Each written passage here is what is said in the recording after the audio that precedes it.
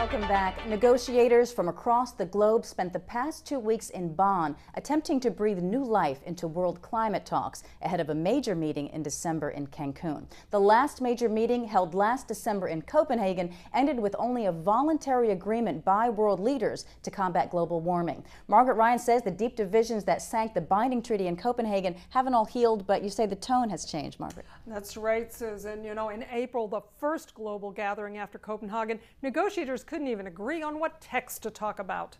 For this latest round, there were fewer people, negotiators came from the working levels of ministries, and there was much less overheated rhetoric than in Denmark, when procedural quarrels derailed talks for 2 weeks and world leaders signed only the Copenhagen Accord, a non-binding declaration, on the final day. The tone is vastly improved. It's better than it was when we last met in April, and it's really kind of a world away from Copenhagen.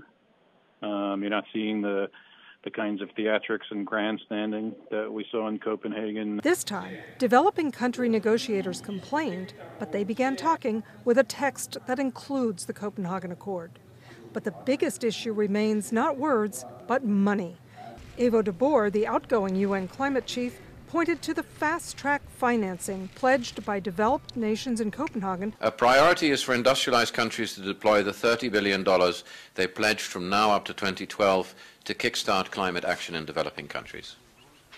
Meeting this promise will go a long way to establish more trust between developed and developing countries. The European Union says it's on track to provide its full share of that fast-track money, and the Obama administration put the U.S. share in several aid budgets.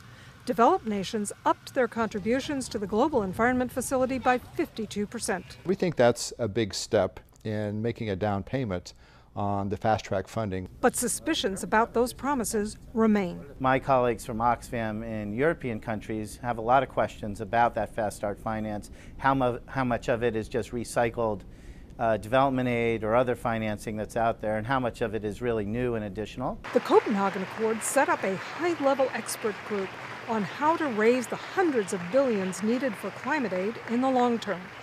That group reported to an open session at Bonn. Methods it's evaluating include carbon markets, leveraging private investment, direct government appropriations, and taxing international transactions like transportation and financial products.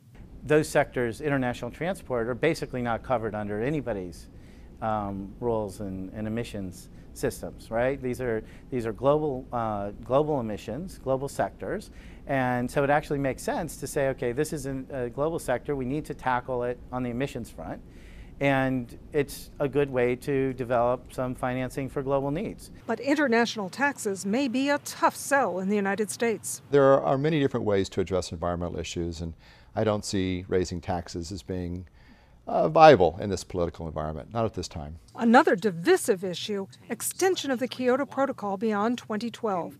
That's the only legally binding carbon treaty now in effect, but it requires only advanced economies to cut carbon.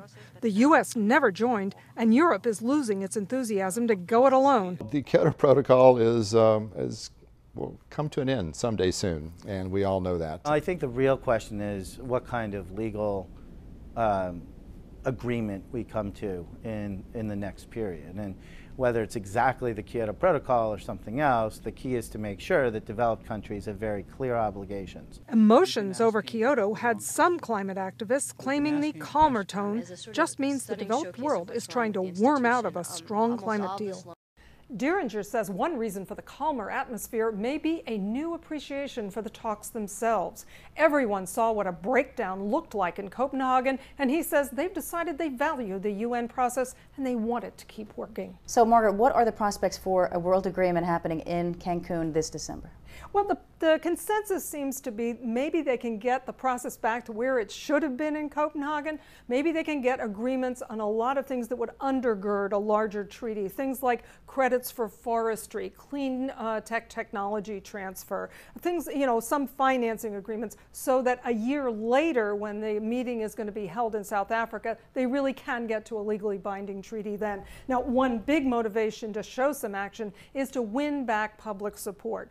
People in Bonn were very aware that they lost credibility in Copenhagen, and they lost credibility because of the errors that were found in the 2007 UN climate report. There's a big press to, we have to win back the public support. The big question hanging out there for a lot of people is the U.S. climate legislation. Lots of questions about whether the U.S. Congress is going to follow up on Obama's promises. Certainly, a lot of cautious optimism about these December talks, a lot of skepticism too. Margaret Ryan, thank you.